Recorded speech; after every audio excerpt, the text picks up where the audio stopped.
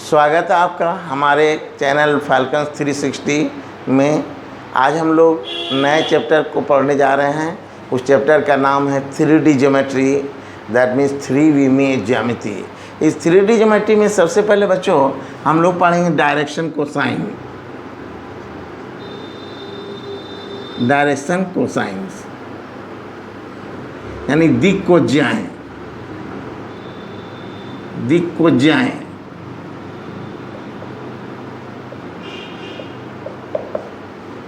ये किसको कहते हैं बच्चों? देखिए यहाँ पर 3D ज्योमेट्री में 3 एक्सिस लिया जाएगा, क्योंकि 3D नाम है, 3 डायमेंशनल ज्योमेट्री कहते हैं इसको। यहाँ पर तीनों एक्सिस को लेना पड़ेगा हमको, OX, OY और OZ। मान लीजिए कि कोई लाइन है P, जहाँ P का कोऑर्डिनेट है X, Y, Z।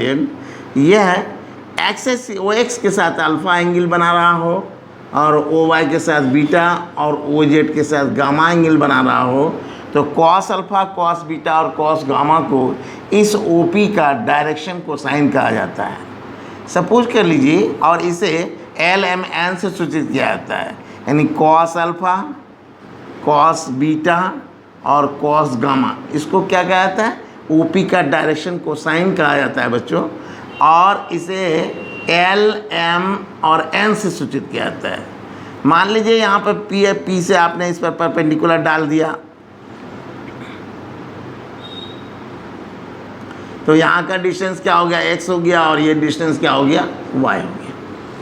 तो कॉस अल्फ़ा अगर आप लेंगे, इसको आप L भी लिख सकते हैं, तो cos alpha equal to B/H होता है। यानी क्या हो गया बच्चों? OM/OP। OM तो आपका X हो गया, और OP यहाँ से यहाँ तक का डिस्टेंस है, मूल बिंदु से इसका डिस्टेंस है। तो OP का दूरी क्या हो गया? रूट अंडर क्या हो गया बच्चों? X² plus Y² plus Z²। हम 2 डायमेंशन में पढ़ाए थे, मूल बिंदु से किसी बिंदु की दूरी। अगर ये मूल बिंदु है और किसी बिंदु की दूरी निकालना है जिसका नियामक XY हो, तो 2 डायमेंशन में पढ़े थे बच्चों, क्या लिखे थे? OP equal to X² plus Y²। तो यहाँ 3 डायमेंशन पढ़ रहे हैं, इसलिए OP इक्वल टू क्या हो गया? OP इक्वल टू क्या हो गया? Root under X² plus Y² plus Z²। इस तरह से OP का मान, कॉस अल्फ़ा का वैल्यू मिल गया बच्चों। इसी तरह से कॉस बीटा का वैल्यू क्या होगा? M इक्वल टू इसी तरह से हो जाएगा Y/, इस बार क्या होगा? Y/ root under X² plus Y² plus क्या होगा? Z²। और कॉस गामा इक्वल टू क्या हो जाएगा बच्चों? Z/ रूट अंडर क्या हो जाएगा? X² plus Y² plus Z²। तो हम रिलेशन भी इस्टेब्लिश कर सकते हैं बच्चों कि क्या रिलेशन है डायरेक्शन कोसाइन LMN में। तो जैसा कि हम देख रहे हैं बच्चों कि अगर हम ऐसा लिख दें कि L² plus M² plus N², that means L² means क्या हुआ? X² बाई इसका स्क्वायर करेंगे तो X² plus Y² plus Z² हो जाएगा। और M² मीन्स कॉस बीटा, यानी Y² बाय X² प्लस कितना? Y² plus Z²। और ये L है, ये मेरा क्या है? N है, N इज इक्वल टू है, तो N इक्वल टू क्या हो जाएगा तब? N² इक्वल टू क्या हो जाएगा? Z² बाय X² प्लस कितना? Y² plus Z²। इसका LCM लेंगे बच्चों, तो X² plus Y² plus Z², और बाय क्या होगा? X² plus Y² plus Z² यानी 1। तो क्या पता चला बच्चों कि L² plus M² plus N² equal to क्या होता है? 1। ये बहुत इंपॉर्टेंट है, ऑब्जेक्टिव क्वेश्चन आता है एग्जाम में बच्चों कि क्या रिलेशन है डायरेक्शन कोसाइन से LMN में। तो क्या होता है बच्चों? L² plus M² plus N² equal to 1। चलिए बच्चों, हम आपको फिर बताने जा रहे हैं डायरेक्शन रेशियो के बारे में बता देंगे बच्चों। हम पढ़ते हैं डायरेक्शन रेशियो किसको कहते हैं। डायरेक्शन रेशियो किसको कहते हैं? कोई भी 3 संख्या है, कोई भी 3 संख्याएं, मान लीजिए A, B, C, जो दिक् को ज्याएं L, M और N के समानुपाती हों,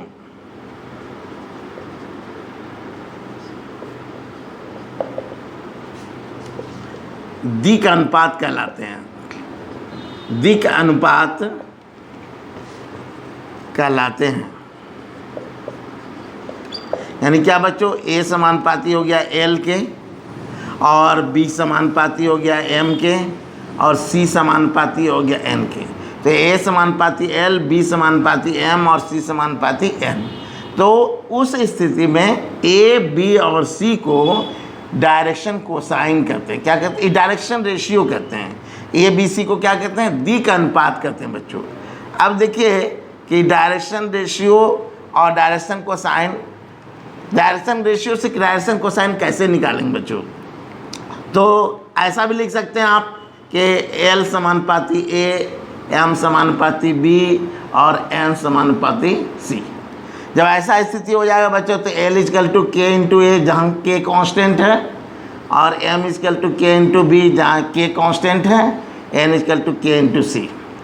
जैसा कि आप जानते हैं बच्चों कि चूंकि अभी पढ़े थे हम लोग L square plus M square plus N square equal to 1, तो L स्क्वायर का मीनिंग क्या हुआ कि K square A square, M square का मीनिंग क्या हुआ K स्क्वायर B स्क्वायर, और N स्क्वायर का मीनिंग हुआ K square C square equal to 1। Implies इससे क्या मिला बच्चों? K स्क्वायर कॉमन हो गया, A square plus B square plus C square equal to 1। Implies K square equal to 1 by A square plus B square plus C square. Implies K equal to क्या हो गया? Plus minus 1 by root under A square plus B square plus C square. अब बच्चों ये K मिल गया, तो इसलिए इसके हेल्प से आप डायरेक्शन कोसाइन निकाल सकते हैं। जैसे L equal to K A है, तो K का तो वैल्यू इतना है, यानी plus minus A by root under क्या हो सकता है? A square plus B square plus C square. उसी तरह M equal to K B है, तो प्लस माइनस B बटे रूट अंडर क्या हो जाएगा? A square plus B square plus C square. और N इजकल टू क्या है? K C है, तो यहाँ प्लस माइनस K का वैल्यू रखने के बाद C बाय रूट अंडर क्या हो गया? A square plus B square plus C square. तो बच्चों याद रखिए कि अगर हमको डायरेक्शन रेशियो दिया हुआ रहेगा तो हम उसके हेल्प से डायरेक्शन कोसाइन उस लाइन का निकाल सकेंगे। समझ गए बच्चों? आप जो बताएं, अब बताते हैं बच्चों कि दो लाइन एक दूसरे, दो लाइन हो और दोनों लाइन का डायरेक्शन कोसाइन दिया हुआ हो और उसके बीच का एंगल थीटा दिया हो, तो आप क्या लिखेंगे? उसका थीटा कैसे फाइंड करेंगे? सपोज कर लीजिए कि ये लाइन है, इस लाइन का नाम हम OA रख दिया और दूसरा लाइन है क्या आपके लिए? OB। इसका डायरेक्शन कोसाइन दिया हुआ है L1 M1 N1।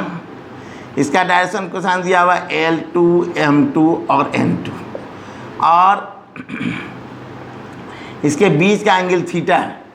तो होता है फॉर्मूला बच्चों cos theta equal to L1 L2 plus M1 M2 plus N1 N2। ये एग्जाम में आता है, ऑब्जेक्टिव क्वेश्चन है, बहुत इंपॉर्टेंट है बच्चों कि यदि दो रेखाएं दी हुई हों और उनके डायरेक्शन कोसाइंस दिए हुए हों तो उसके बीच का कोण थीटा हो, तो क्या होगा? cos theta equal to L1 L2 plus M1 M2 plus N1 N2, तथा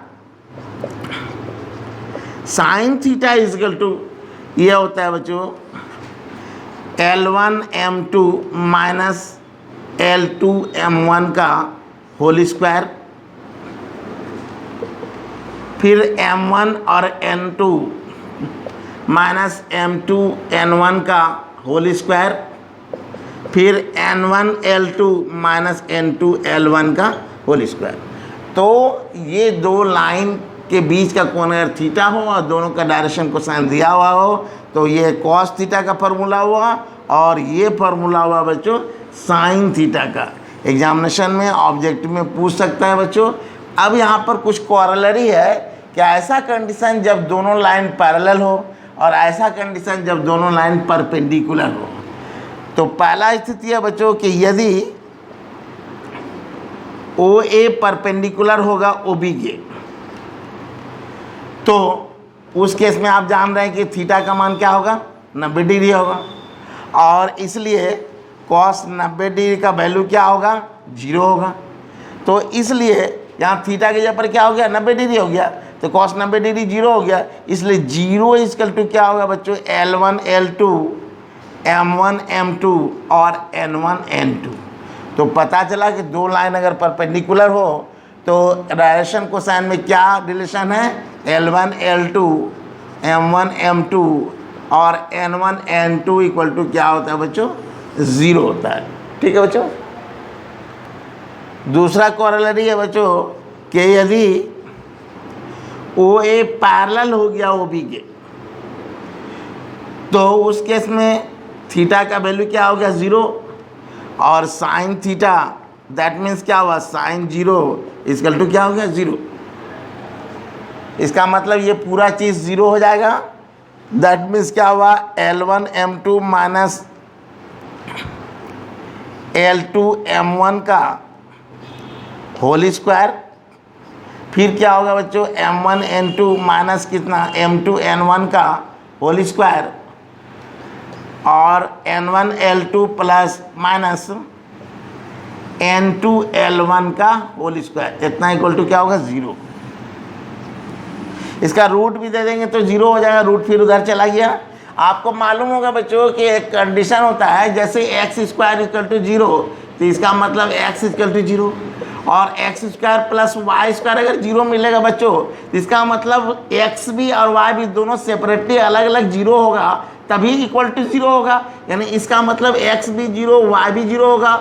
इसी तरह बच्चों x square plus y square plus z square अगर 0 मिल जाए आपको, तो ये तभी हो सकता है जबकि x भी 0 y भी 0 और z भी 0, तीनों अलग अलग 0 होगा तभी रिजल्ट 0 होगा। इसलिए इसको x square plus y square plus z square देखें इसको, तो इसका मतलब ये पूरा टर्म भी 0, सेपरेटली ये भी पूरा टर्म 0 होगा और ये भी पूरा टर्म 0 होगा बच्चों। तो यहाँ पर तब क्या हुआ, अगर इतना इक्वल टू 0 लिखा हुआ है तो आपके लिए क्या हुआ L1 M2 अब minus L2 M1 equal to 0। इससे क्या मिलेगा बच्चों L1 by L2 equal to M1 by M2। ये कंडीशन 1 रखें एंड दूसरा टर्म भी 0 है बच्चों, है तो तीनों अलग अलग 0। दूसरा टर्म से क्या मिलेगा हमको M1 N2 अब minus M2 N1 equal to 0। इससे आपको क्या मिलेगा M1 by M2 equal to N1 by N2। तो इस एक और दो कंडीशन से फ्रॉम फर्स्ट एंड सेकेंड आप क्या पाए L1 बाय L2 बराबर M1 बाय M2 और M1 by M2 equal to N1 by N2। इसलिए क्या मिला कि L1 by L2 equal to M1 by M2 equal to N1 by N2। ये कंडीशन है बच्चों जब दो लाइन जिसका डायरेक्शन कोसाइन दिया हो दोनों एक दूसरे के पैरेलल जब होगा बच्चों, तो उस केस में क्या होगा उसके डायरेक्शन कोसाइन का क्या रिलेशन होगा L1 by L2 equal to M1 by M2 equal to N1 by N2। समझ गए बच्चों।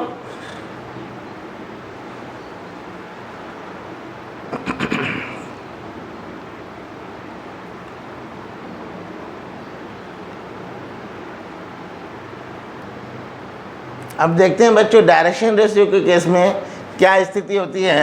मान लीजिए ये OA है, उसका डायरेक्शन रेशियो दिया हुआ है A1, B1, C1। ये डायरेक्शन रेशियो दिया हुआ है जैसा कि देख रहे हैं। और दूसरा जो है वो OB है, इसका डायरेक्शन रेशियो दिया हुआ है A2, B2 और C2।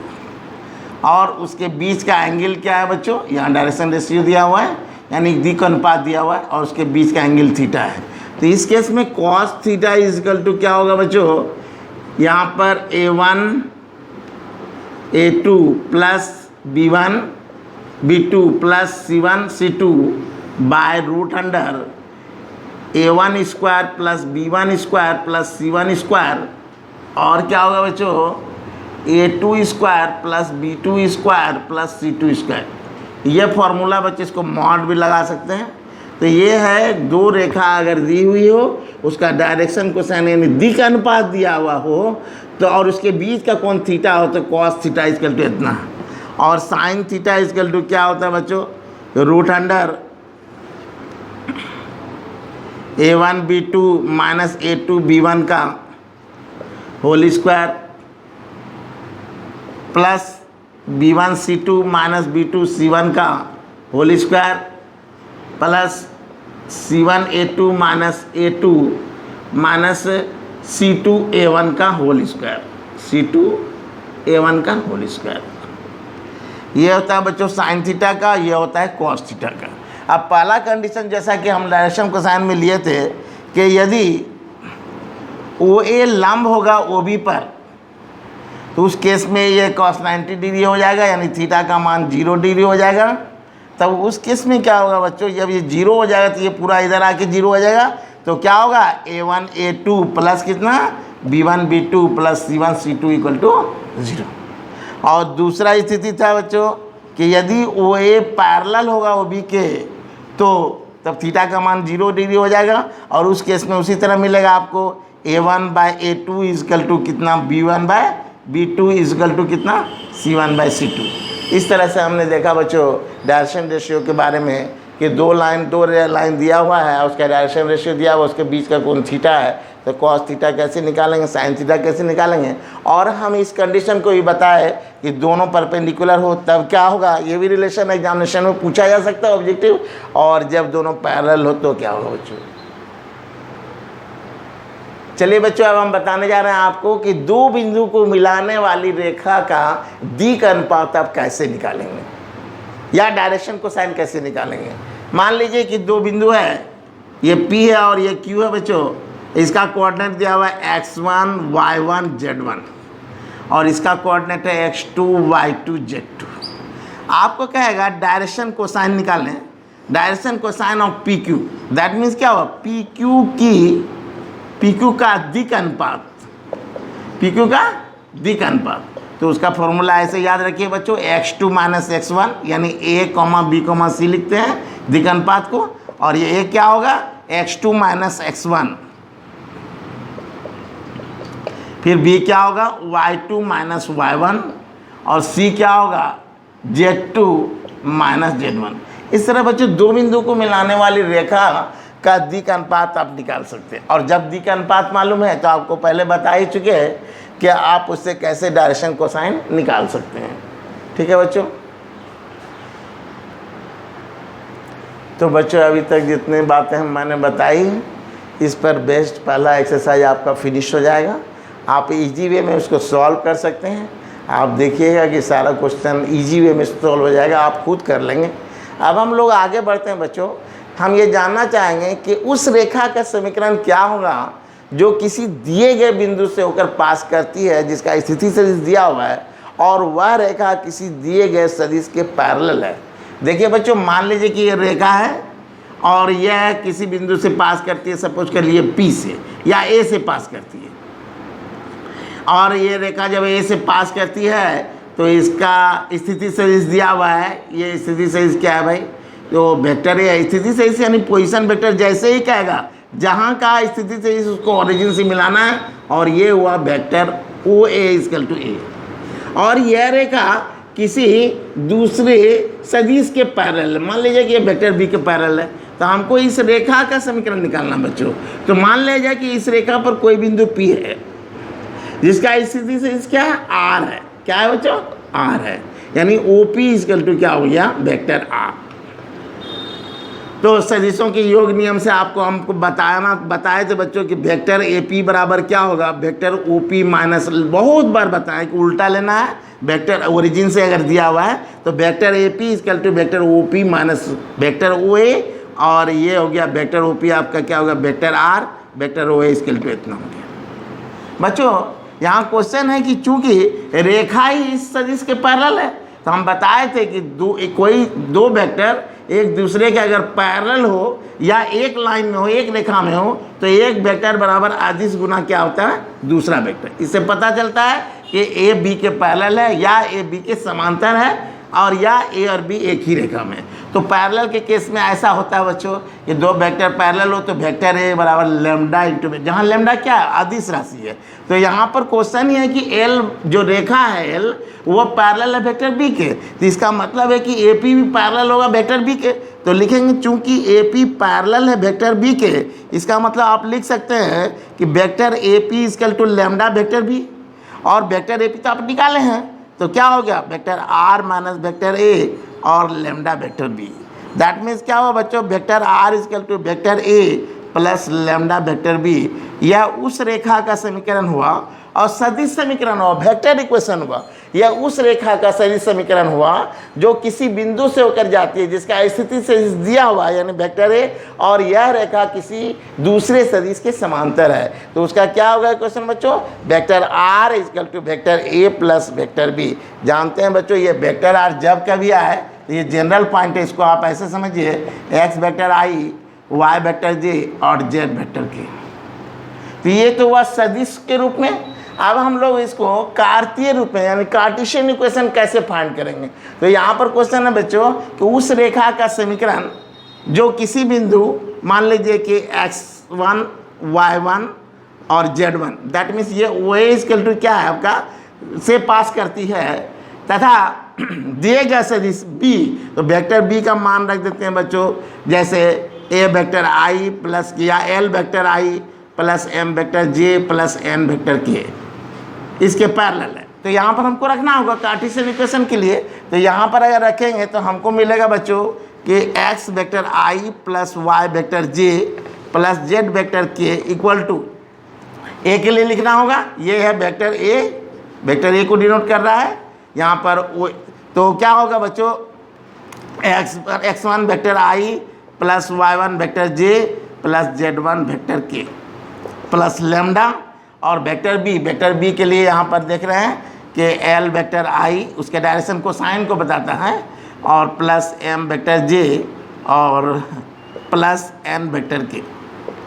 बच्चों इस पूरे को इधर ले आए तो हमको मिलेगा x minus x1 vector i, y minus y1 vector j और z minus z1 vector k। ये तो इधर आ गया, और यहाँ क्या बचा बच्चों, lambda l vector i plus m vector j plus n vector k। दोनों तरफ से अगर वेक्टर i वेक्टर j और वेक्टर k के गुणांक को अलग अलग बराबर करेंगे तो हमको क्या मिलेगा बच्चों, x minus x1 equal to lambda l।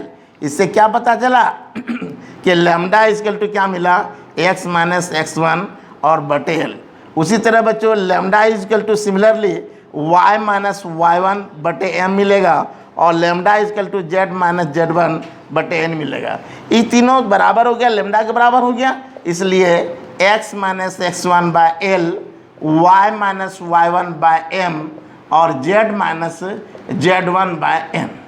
यह हुआ उस रेखा का समीकरण जो किसी बिंदु से होकर पास करती है। किसी बिंदु माने वह बिंदु क्या है, x1 है, y1 है और z1 है, और किसी दिए गए सदिश के समांतर है यानी vector B equal to l vector i m vector j। ये हुआ कार्तीय समीकरण। क्या कहते हैं इसको, कार्टेशियन इक्वेशन कहते हैं। और पहले जो बताया है कार्टेशियन इक्वेशन ऑफ लाइन, यानी रेखा का कार्तीय समीकरण, और पहले जो बताया वो रेखा का था सदिश समीकरण। समझ गया बच्चों। आपने देखा कि आज हम बताया आपको बहुत सारी बात 3D ज्योमेट्री के बारे में, और इस पहला जो थ्योरी बताया उस पर तो पहला एक्सरसाइज खत्म ही होगा, और दूसरा जो एक्सरसाइज शुरू होने वाला उसमें से मैंने आज एक थ्योरम बताया।